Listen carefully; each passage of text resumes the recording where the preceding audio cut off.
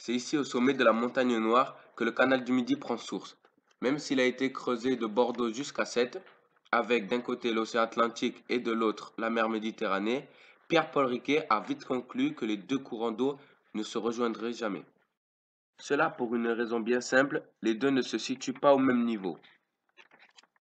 Pierre-Paul Riquet a donc déduit qu'il lui faudrait utiliser l'eau de pluie et la faire ruisseler jusqu'au canal.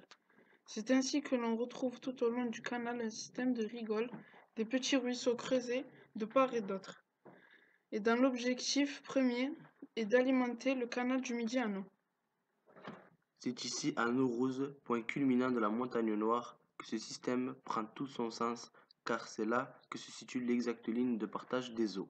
L'eau se déverse d'un côté sur le versant atlantique et de l'autre sur le versant méditerranéen. L'eau continue ensuite son trajet sur plusieurs kilomètres pour arriver à destination. Mais Pierre-Paul Riquet devait aussi s'assurer que le canal soit toujours alimenté quoi qu'il arrive, même en cas de sécheresse. Le bassin de Saint-Ferréol est alors construit en même temps que le canal du Midi en 1667. Il est le plus grand barrage masse d'Europe, un réservoir de plus de 6 millions de mètres cubes, soit la contenance totale du canal. Son objectif est de pallier à un éventuel déficit en eau, auquel cas le barrage est ouvert et remplace le rôle de l'eau de pluie.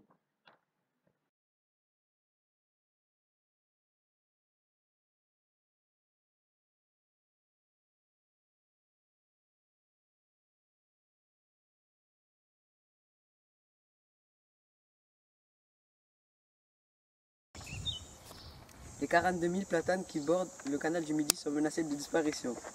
Le chacre coloré est un champignon microscopique qui se loge à l'intérieur de l'arbre et bloque ses canaux de sève. Ainsi, il parvient à tuer un arbre en seulement 2 à 5 ans. La maladie se propage par contact, soit par les racines, soit par blessure due au frottement des bateaux. La propagation est rapide et malheureusement sans remède. Il n'existe à ce jour qu'une solution pour l'endiguer, soit l'abattre, soit les brûler. Encore 4200 arbres ont été abattus entre 2006 et début 2013. L'urgence de la situation exige la mobilisation de chacun d'entre nous.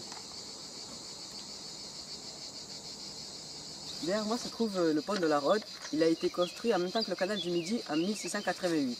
Il marque le début de la ville de Trèbes.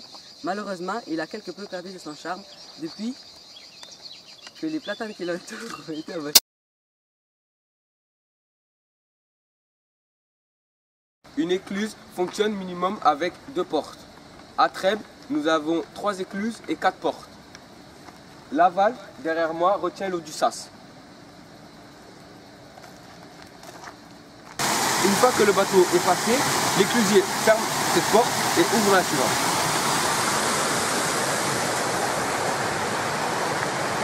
Le même processus se répète à cette étape.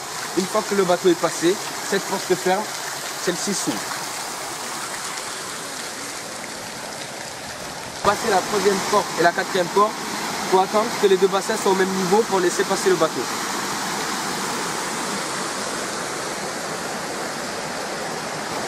Une fois que le bateau a passé la 4e porte, il peut continuer sa route.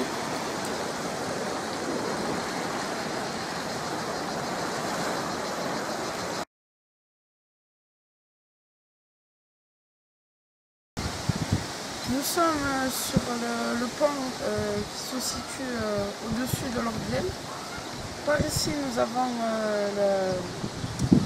l'Orbiel qui va vers l'Aude.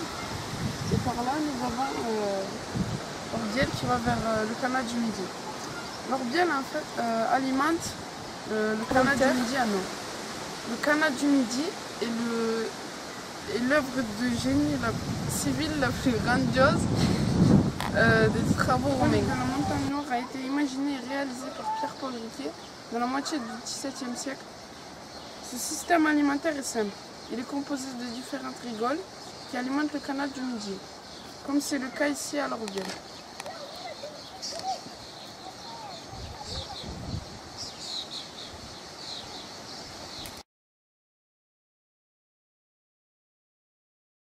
Riquet est né en 1509.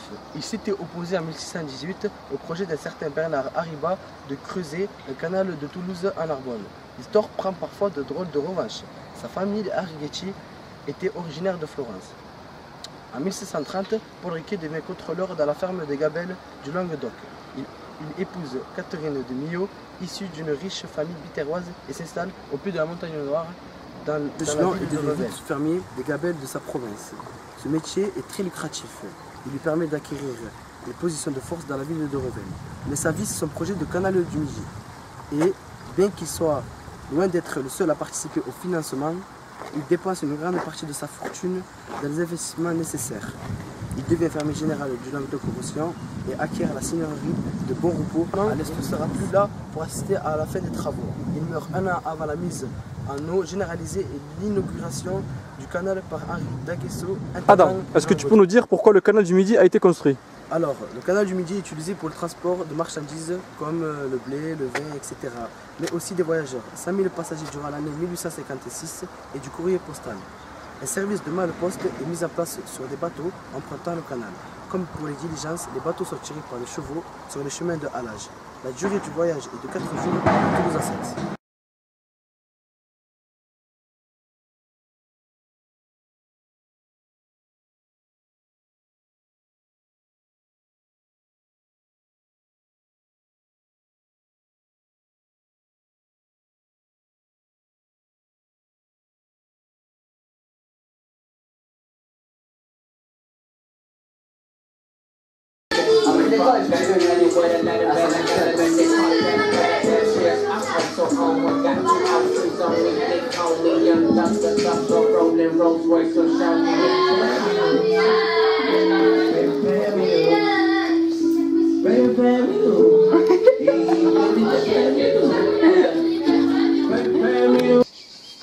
La propagation est rapide et malheureusement sans remède.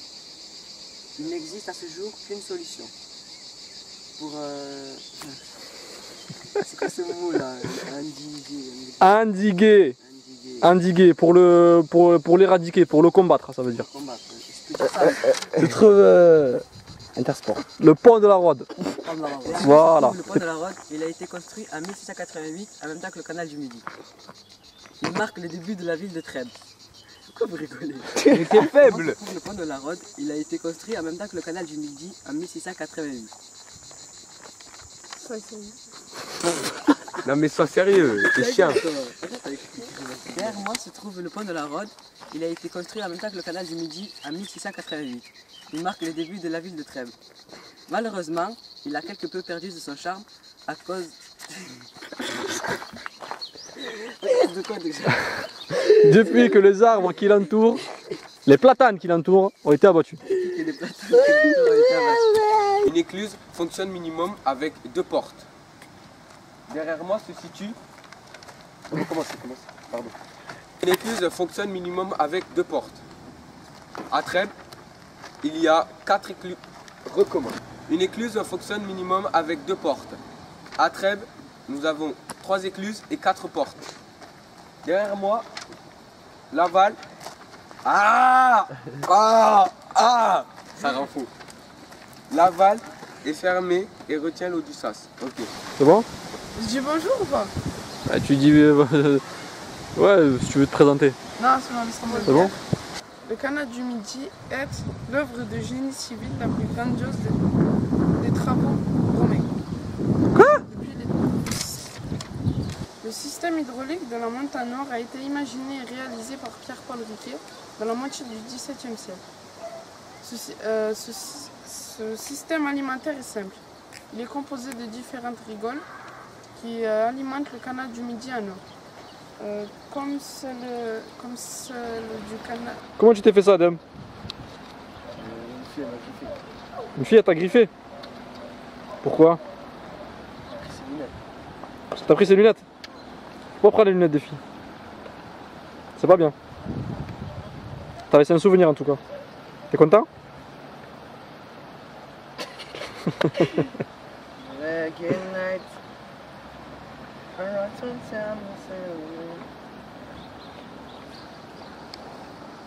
Attends, il se fait 2 minutes.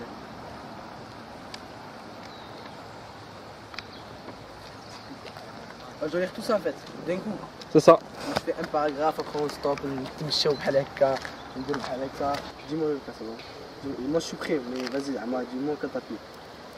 T'as besoin de quoi pour être prêt? 1, 2, 3. On tourne. Riquet est né en 1509. Il s'était opposé en 1618 au projet d'un certain Bernard Arribat de creuser un canal de Toulouse en Narbonne. L'histoire reprend parfois de drôles de revanches. Sa famille, les Arrighetti, était originaire de Florac. Wallah, il a endormi ce Dieu. Dans ta bouche, Riquet est né en 1609. Il s'était opposé en 1618 au projet d'un certain Bernard Arribat de creuser un canal de Toulouse en Narbonne. L'histoire reprend parfois de drôles de revanches. Sa famille... De drôles de tournure. Mais non, De drôles de tournure. mais non. De drôles de revanches? De drôles de revanches. Ah pardon, autant pour moi. Ouais. Est-ce que tu peux nous dire pourquoi le canal du Midi a été construit? Il a été construit parce qu'il y a des gens comme ça qui passent à vélo et qui nous dérangent pendant que nous faisons des petits bonjour. Bonjour. Bonjour.